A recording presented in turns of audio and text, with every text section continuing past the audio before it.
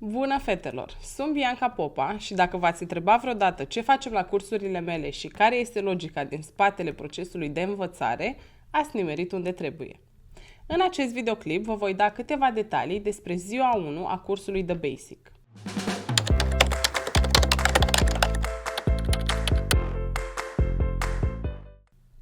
Când am gândit acest curs, m-am întrebat cum aș vrea să fiu învățată dacă aș fi la început de drum. Și răspunsul a fost clar: puțină vrăjeală și mai multă practică. Am redus și compartimentat teoria într-un mod în care primiți doar strictul necesar. Nu pierdem timpul cu detalii inutile, pentru că, așa cum îmi place să spun, degeaba știi cele mai fine detalii teoretice dacă nu știi să ții pila în mână. Teoria durează undeva la o oră jumătate, 2 ore, timp în care discutăm despre masa de lucru și cum trebuie organizată corect, clasificarea capetelor de freză, a pilelor și a pensulelor, instrumentarul metalic și pensule esențiale, dezinfectarea, sterilizarea și igiena, absolut obligatorii pentru orice tehnician profesionist, anatomia unghiei naturale, tipurile de pat unghial și cuticule, zona de stres, produse, bolile unghiilor, cum le recunoaștem și ce facem în aceste situații. Informațiile cuprinse în partea teoretică a cursului sunt absolut vitale pentru ca voi să înțelegeți ce presupune această meserie. După ce terminăm cu teoria, luăm o scurtă pauză de 5-10 minute și trecem la demonstrație. Fac demonstrația completă, explicând fiecare detaliu despre manicura cu ojă semipermanentă și tehnica aplicării culorii sub cuticulă. Întreg procesul este segmentat pas cu pas, ca să fie clar și ușor de urmat. Spre exemplu, avem pasul 1, scurtarea marginii libere. Vă arăt cum se face și vă explic ce trebuie să aveți în vedere atunci când executați acest pas. Răspund la întrebările voastre și când mă asigur că toată lumea a înțeles despre ce este vorba, trec la pasul următor.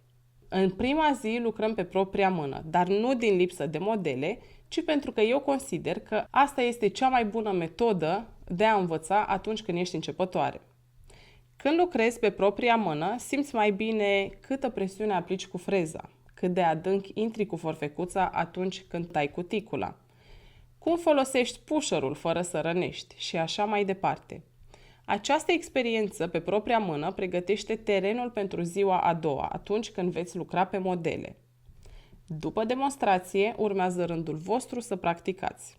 Dar, înainte de orice altceva, am o mică modalitate secretă de a vă ajuta să vă familiarizați cu freza și cu pila. Știu cât de intimidante pot fi aceste instrumente atunci când le folosești pentru prima dată, așa că ne rezervăm primele 30 de minute pentru exerciții simple, efectuate pe mâini de practică, care vă ajută să înțelegeți cum să manevrați freza, câtă presiune să aplicați și cum să folosiți pila corect. Este un pas esențial pentru ca totul să decurgă mai ușor. După ce am îmblânzit freza și pila, trecem la partea practică propriu-zisă. După cum v-am mai spus înainte, procesul de manicură este împărțit în pași. Fiecare cursantă face pasul 1. Mă cheamă, verific, corectez și îi dau undă verde să treacă la pasul 2. Și tot așa, pas cu pas, până ajungem la final. În această zi mă asigur că toată lumea înțelege procesul și că fiecare cursantă se familiarizează cu instrumentele. Logica din spatele procesului de învățare. Ziua 1 pune bazele pentru tot ce vom face în zilele următoare. O parte din pașii pe care îi învățăm astăzi îi vom repeta și în celelalte zile. Astfel, învățarea devine un proces logic și bine structurat, fiecare zi completând-o pe cea anterioară. Totul este gândit pentru a vă ajuta să stăpâniți tehnicile corect și să le înțelegeți logic, nu doar mecanic. Eu cred cu tărie că practica și logica procesului de învățare fac diferența într-un curs de succes. Prioritatea mea este ca voi să învățați și să stăpâniți cât mai bine tehnicile prezentate. Nu mă interesează să am poze perfecte pentru postări. Mă interesează să practicați. Dar, dacă vă uitați pe pagina mea de Facebook, veți vedea că am postat absolut fiecare lucrare a fiecărei cursante pe care am avut-o. Lucru nemai întâlnit printre traineri de unghii cu gel, atât din UK cât și din România. Și da, deși lucrările sunt departe de perfecțiune, sunt destul de ok pentru niște începătoare, zic eu.